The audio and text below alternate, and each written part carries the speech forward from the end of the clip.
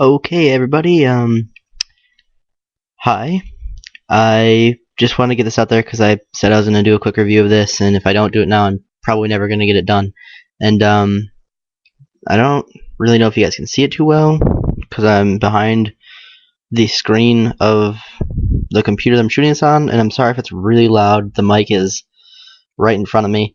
But yeah. So I'm going to start off with the dislikes first because one of the reasons why I wanted to do this review for this phone, even though it's really old, is because a lot of the views were just slamming the thing, and there were no good points to it at all. But I do want to point out some good things. But first, I want to point out the bad things just to get them out of the way. And a lot of those things have to do with the touch analog sticks. Almost no games use both of them, and for most people that might not be a big deal. Like, oh, it's probably way too bright. What was I looking at? Oh, there we go.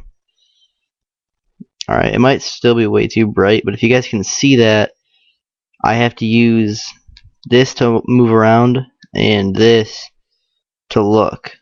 And that's fine, but when you have to use this to jump, if it's not auto jumping, it can get very frustrating. Oh shit, there we go. But especially for a game, like I said, I don't know if you guys can see it too well. A game like this, where it's like came out for it, it's the Minecraft Pocket Edition. This came like out near the time of this release, so I would have expected it to be a lot better. But I don't know. That was just one of the quirks. It got really hard to probably doing this a lot. You probably can't see the screen. But also in games like this, like N64oid and stuff, when you go to settings, another thing also, like I said, with these, if you go to input settings, key mapping, and you want to map the D-pad and stuff, you can't, these don't show up at all. They don't work. And that just gets annoying, and it makes the games almost unplayable because you have to sacrifice other things then, like your triangle and circle or select, or your R1 there, right there, yeah, that thing, right there. You have to sacrifice that stuff, and it gets really hard to play games. Just that's probably the only thing I don't like about this phone in general. So it's all gaming related. One other thing, which I don't know if I can show it, probably not. I'll just talk about it, I guess, while I boot something else up to get to something good. The keyboard, I've noticed on this phone, very hard to type on. I don't know if it's just because I had a bigger touchscreen phone and the keys were probably spaced farther apart, but I'll notice when I'm trying to delete something, I'll hit the L and I'll type L like 30 times while I'm trying to delete stuff. But other than that, it performs great. The battery life, it's at a half, and I charged it one time from either yesterday or no, I think it was 2 days ago when I got it. Yeah, I've only charged like once, and I have a half a battery still, so that's good. But other things, I'm gonna turn the volume down a little bit. As in game performance, run very well, surprisingly. I don't know if it was just because of how old my other phone was, or if I had too many apps running on the other one, or what was going on with it. I could not play a game to save my life on the phone, like a good game.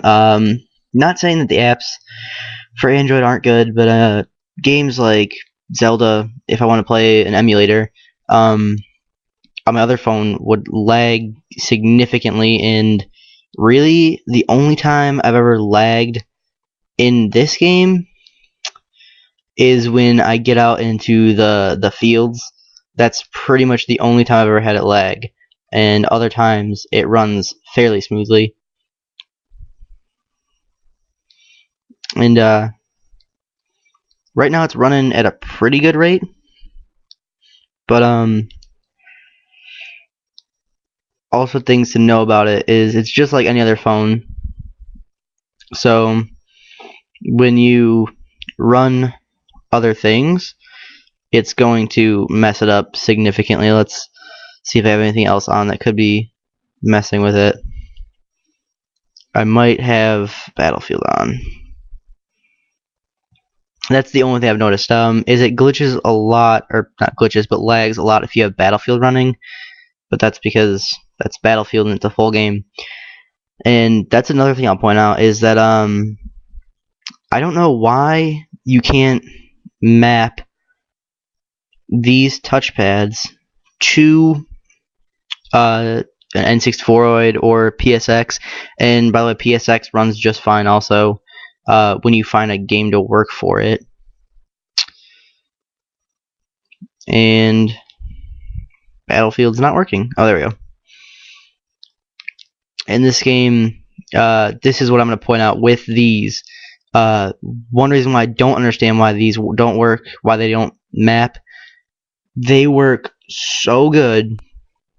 Honestly, I feel like I'm playing on my Xbox when I use these. I mean, it's amazing. The way that they work, totally good. I'm so happy that I got this phone for these things. And no, I don't need the training stuff. Oh shit, we're in a tank. Maybe I did need the training. I haven't done this part yet. Okay. But yeah, as you can see, I'm doing just fine, handling everything. Shoots with triggers, aiming in, shooting, moving forward, backwards. You can go left and you can go right in the tank, which surprises me. And then this has a sensitivity level, but right now it works pretty fine. I don't think I need to change it. Can I blow up that? Can I blow up that for funds? Just to get things going in this video. There we go. That's an explosion. I probably should turn the music up for this. Oh well, you guys, I'm sure you get it. All in all, I gotta say this is a great phone though. Just some of the things like N64 not using these, like I said, it does get kind of hard to play, but most likely what I did was I sacrificed the triangle, circle, select, and right bumper, and everything else is pretty much fine. This is probably a really long video, and I'm sorry if you guys didn't want to see a really long video for this one, but that was pretty much all I had for that one. And still, everything works. Oh, I don't want to go into Crash Bandicoot. As a phone itself, it's just like any other Android, really. I don't see a point in reviewing the operating system other than the gaming because it works just fine, just like all my other phones. And I'm debating whether I should even I'll just do one of these things so you can hopefully see it the whole way around while I talk about other things. And other things would be the Vita coming out on the 15th with the first edition bundle. And now if you go to GameStop.com, their website, it does actually say that it comes out on the 15th for the first edition bundle. And so that's good. But also, if you go to the GameStop website, you can see a lot of the games coming out for it. You already saw the back, so just get that side. It's a very thin phone too, by the way. Forgot to mention that when I was talking about it. And I like this too. If you boot it up, it does all this stuff, and you can see all the games that are for it.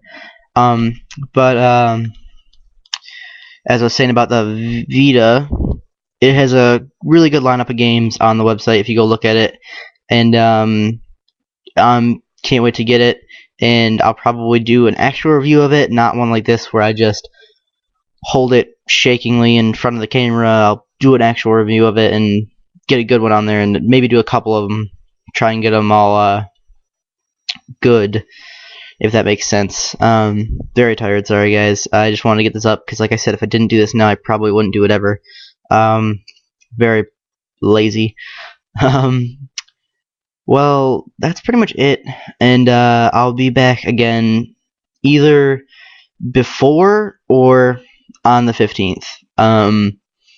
Because I do kind of want to start doing vlogs again. I don't know why. I know I said I was going to do it like a month ago. If I even uploaded those videos, I'm not even sure. I tried doing it from my phone and it didn't work. Maybe this one will. This phone will do it. Maybe. I'm not sure. So that's pretty much it. So I guess I'll see you guys later, and I'll be back with the Vita, or just my pretty self, you know. So thanks for watching, guys, and I'll see you some other time.